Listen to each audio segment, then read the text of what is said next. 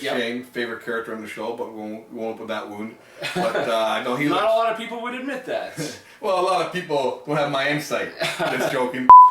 Hi there, YouTube. I'm Craig. This is Antonio, and we are the Social Vultures.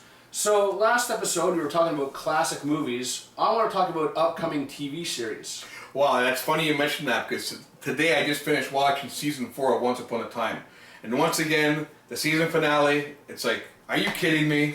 Just out of left field. Yeah. And I don't know how many people ever watch Once Upon a Time, but I love the show. Yeah. You know, I started watching Grimm for a while, but I watched first season, a bit of the second, most of the second season. You know, it's a good concept what they're doing with Grimm, but it just doesn't get the staying power. It's like, it's now, you know, this guy knows, that guy knows, but the whole time, the whole show, everyone knows what's going on. Yeah. You know, I like the mystery part where only certain people knew about the Grimms and that, but get away from that. Once Upon a Time, season 4, another solid season. I'm looking so forward to season 5 because they left it in a way, and whoever watched this Once Upon a Time, you know what I'm talking about, how he ended up with Rumpelstiltskin and that, and again, Played by Robert Carlyle. Just, He is you know, a great actor. I love him in 28 Weeks Later. Yeah. You know, and I always say this, I think if they were wanted the guy to play the Joker, he'd be a great Joker. Yeah, you're right, you know, yeah. I think he could play a lot, but saying that, you know, great, looking forward to it. Yeah. And of course, The Walking Dead, we've talked about already, but... We've talked about it, but you know, yeah, exactly. I think for me, Netflix would be Daredevil season 2. I love the first season of Daredevil. Charlie Cox is amazing in that role as Matt Murdock, Daredevil. Really looking forward to the fact that we're going to have the Punisher show up. Really looking forward to the fact that we're going to have Elektra show up. And I'm going to put out a prediction. I think that we're going to see like the main enemies or the villains for season 2 being the ninjas of the hand. Yeah, it'd be a good possibility. You know, I wouldn't be surprised if season 3 we get Bullseye. Yeah. Hey, that would be something to see as well. You know, and it's just, they're just doing such a great job of Daredevil. You know, don't mess up the formula. I mean, the first season's so great. You know, has a tendency of happening sometimes. But I don't think we're in fear of that because you got John Berthnall playing the Punisher. That's right. You know, and I would love the one in The Walking Dead. It's Shane, favorite character on the show, but we won't open that wound. But I know Not a lot of people would admit that. Well, a lot of people don't have my insight. Just joking.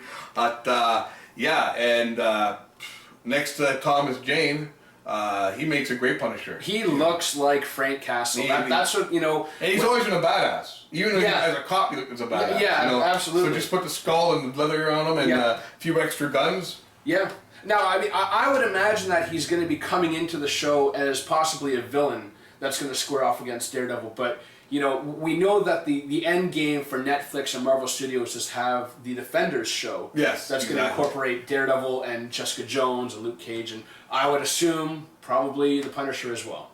Exactly. You know, and the Marvel Knights, they're even saying there's going to be a possible Moon Knight series. Yeah. And I'd love to see Moon Knight. That's, you know, when I was still reading comics, that was one of my, you know, books to go to as well. So, you know, they got a good formula they're going with, you know, and hopefully maybe Luke Cage, you know, he's got to have Iron Fist.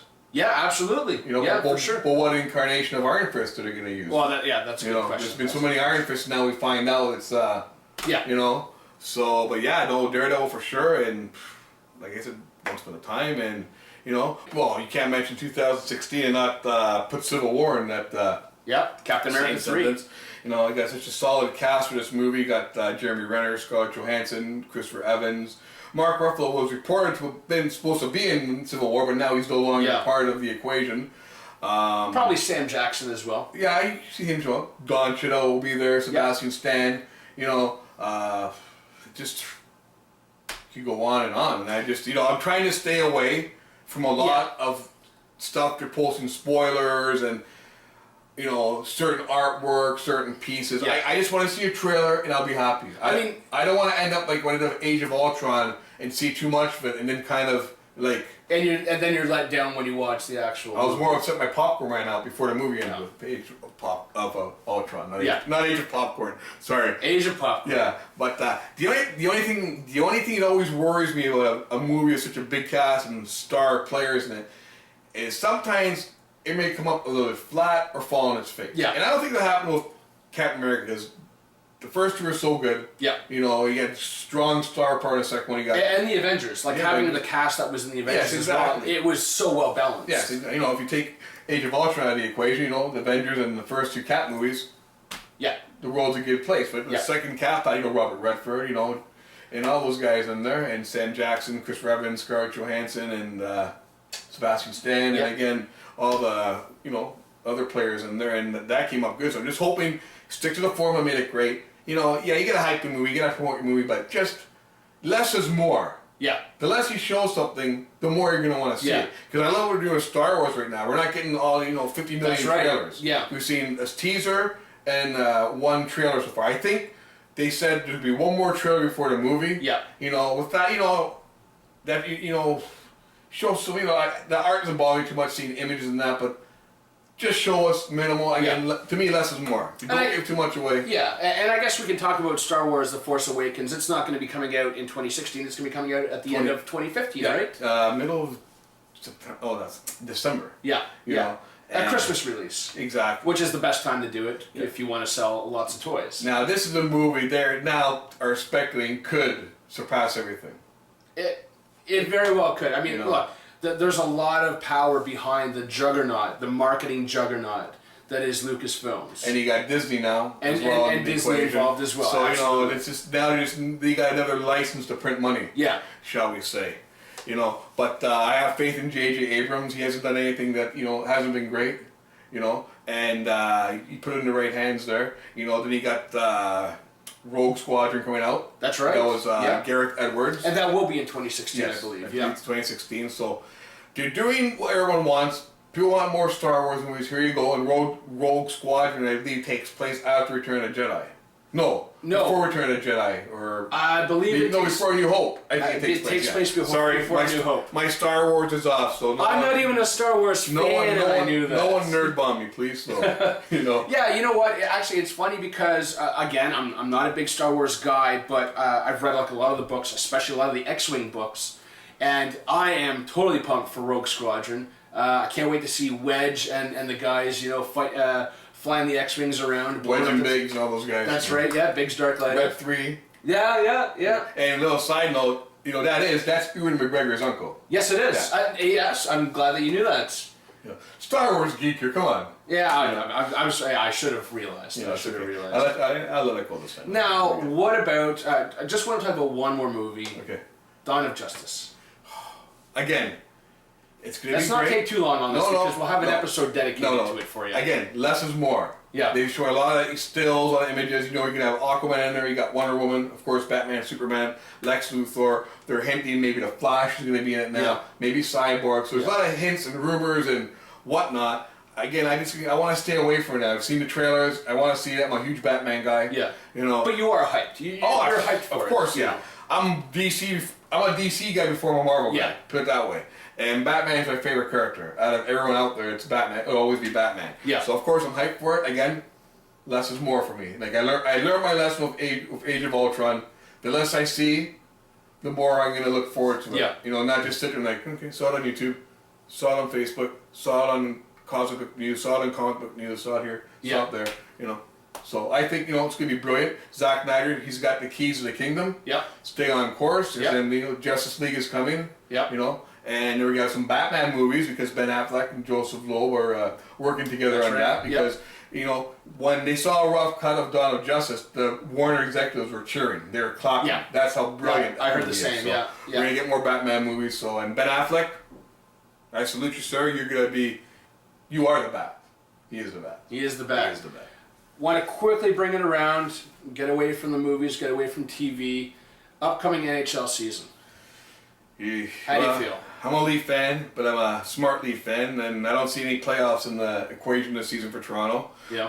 They're giving the Toronto fans 50 million reasons why they might make the playoffs, because that's what they threw at Mike Babcock to come and coach in Toronto. But just so much wrong with this franchise. You just can't throw money on like that around and expect to fix your problems. At the end of the day, it's got to be like this. Toronto fans got to smarten up and stop filling the ACC and just giving these guys more money. So the more you give them, the less they're going to care. Yeah. Harold Ballard, everyone called this guy an SOB. He was the baddest person on the planet because he was cheap and that. But no, Harold Ballard knew that he could put monkeys, garbage cans with pucks on the ice, and people would fill Maple Leaf Gardens.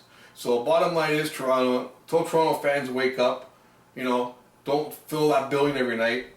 Send the messages to the ownership. MLSC. Who print their own money as well, by the way. We're not going to take it anymore. Yeah. Because Toronto. The problem with Toronto is, especially the Maple Leafs, once the new flavor of the week comes in, we're good. We're going to make the playoffs. Yeah. And they already got the parade route planned out. So sorry, Leaf fans. Not happening this year. Well, who do you think are going to be the stronger teams for this season? Well, I have to say, Vancouver out west. Well, yeah, because is always going to be. I'm glad you mentioned the West because, as far as I can see, I got no reason not to believe that the Western Conference is still the strongest conference in the National Hockey League, and it'll be once again a team from the Western Conference that wins the Stanley Cup. Yeah. Yeah. Too strong. I see, like I said, Vancouver, like such a great organization that they have there. Los Angeles as well, LA, Anaheim. Well, you look at the last few cups have been Chicago, LA, Chicago. LA then Chicago. So maybe it's LA's turn again. Yeah, maybe. And Calgary's gotten better. They've gotten better. Yeah. Love what they've done in Calgary. A lot of former Leafs played in Calgary. Surprise, surprise. They couldn't make it in Toronto, but look what they're doing in Calgary. See, it's funny, like, you're from around here, therefore you have to be a Leafs fan. That's basically how things go. But I'm a smart Leaf fan, that's the thing. I'm not a Leaf fan of blinders. I'm a Leaf fan who sees the whole picture. What's wrong with this team, or people, they think they know what's wrong, but again, as soon as you bring in the flavor of the week... Yeah. Oh, and that's always been, like, a problem with... I'm going to be honest, and I'm probably going to make a lot of enemies. Toronto is a Leafs town, but it's hockey town first. I argue it's not a hockey town. I don't think it is. If you go to Montreal, like for example, like Toronto does not have an OHL team, and whenever an OHL team has tried to go into the city, they've lasted for maybe a few seasons, and then they've been run out. It's the funny thing about Toronto is that they love their pro teams. But unfortunately, the amateur or the semi-pro never gets recognized. Never really gets recognized. That's sort of a beef that I have. But whatever. I think in the East we could see Montreal get back up there. Very well, yeah. And obviously Boston as well. They seem to be perennial contenders at times. Well, Boston. It's like they've done a lot of stupid stuff in the offseason. They let a lot of guys go, and people are like, they made moves. It's like people are like, what did they do that for? Yeah. What did they do that for? But, Montreal's going to be strong, Pittsburgh's always there. Yep. The Rangers, they're still deep. They got the king there, Lundqvist still, and they got Tampa Bay went to the finals last year. Yep. So, it's a parity. And in hockey, like most sports, the team that gets hot at the right time is a team that's going to go, Yeah, I find that, I find that to be really true. I mean, you can have, again, I don't want to dump on you, but the Leafs who... go through very inconsistent stages, where they'll start a season off very strong, and they get bad really quick. Exactly, very quickly, But, again, so much parity in sports, right now the Jays are the flavor of the week because of how well they're doing. And, even when the Jays were winning those World Series, making the playoffs, they still never got the respect they deserve in the city. I would agree. They still never did because the Leafs are starting to get hot too. So let's watch the Leafs first. Worry about the guys who are actually bringing a championship to the city. Yeah. That's fair enough. That's fair enough. Saying that, this is Craig. I'm Antonio. We are the Social Vultures, and we'll see you soon.